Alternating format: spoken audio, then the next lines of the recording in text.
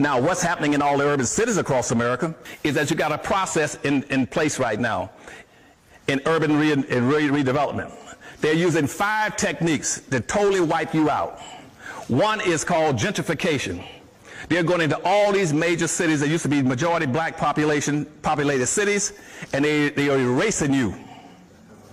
In places like Detroit, Michigan, New York, Boston, Washington, D.C. Washington, D.C. used to be the chocolate city.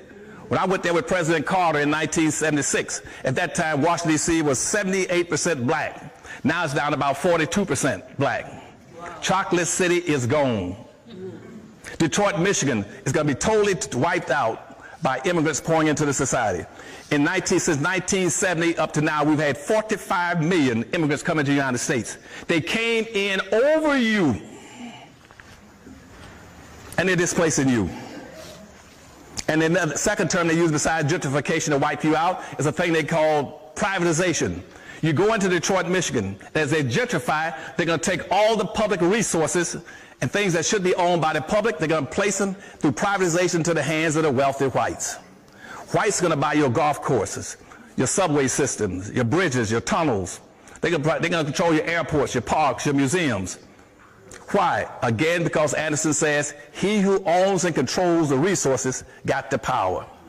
If you own and control nothing, you are totally, absolutely useless and expendable.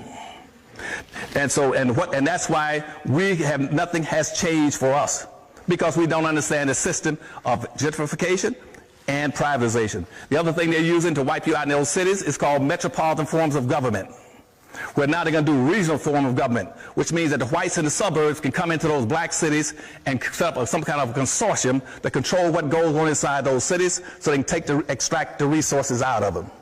Another concept they use in those cities is called cool cities, which says cool cities means bring in the gays and let them replace black folk. And that's the fourth scheme they use on you. And in Detroit, Michigan, using that as an example again, the governor there has already set up in movement a system where he wants to go to the President of the United States, Obama, and ask him for a green card system where he can start importing Chinese from China to make Detroit, Michigan the biggest Chinatown in the United States.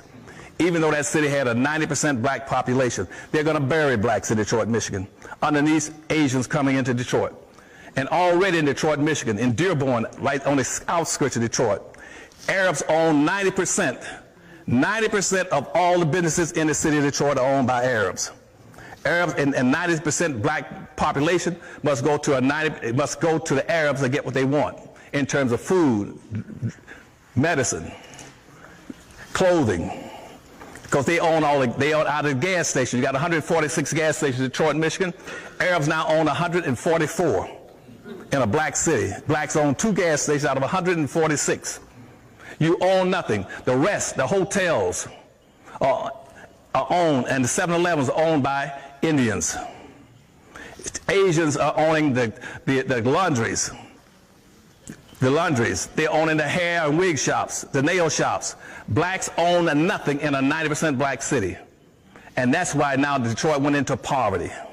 That's why it was declared bankrupt, because blacks had money. Blacks had about 11 or 12 billion a year annual disposable amount of money passing through their hands. They were going out to the suburbs, spending it in the suburbs, and spending it with the Arabs and the Asians, the Hispanics, and everybody else. And when I tried to put in a plan there for black folk, they said it was racist for me to try to help black folk. They said, yes, Dr. Anderson, we admit in this town that we have an Asian town, a Chinatown, a Pole town, a hockey town, a Cork town, a Mexican town, and a Greek town, but it's racist for you to try to do something for black folk, to build a black town. And guess what the black leadership said? They sure is right. And if you want to find out if I'm telling a lie or not, you got blacks sitting right in this auditorium that was there. You got right here on the front row, 2 here, you got Rosie Milligan that was there and spoke in Detroit. And I had over 1,000 blacks come across America and say, we will move and relocate our business to Detroit to build a black community, a black business district. We'll move our businesses into Detroit. Over 1,000 of them. And guess what? The town got scared and fighting. And they told black folks, no, we don't. It's racist for Anderson to come in and not include everybody and everything. And so that ended that effort. And so that's why Detroit failed. So what I'm saying to you is anything that's happened to black folk in this country is can continue to happen, but it is not by accident. You all have to understand today that you are locked into a social construct. That social construct was put in place almost 300 and 400 years ago. You're locked and boxed. You're locked and boxed.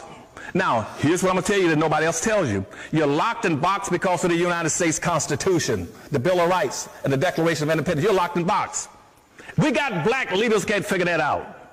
You go read the Constitution, it tells you straight up front what's going to happen to black folk. You're locked into it. That is a social construct that says in this country, that in the Constitution, which was approved in 1789, it says that this is a white nation. The first immigration law in 1791 spelled it out. It is a white nation for white Europeans and other white people classified as white. And black folk are now going to be a permanent underclass. Not a permanent class, they will be an underclass. You will be classified as 3/5 of a human being. You will be classified as property. You will be classified as property and 3/5 of a human being. You would not be permitted to do things that everybody else could be permitted to do. And in the Constitution, it's spelled out, and black folk don't know this. The people in New York, in Philadelphia, met for a whole week. They closed all the windows and all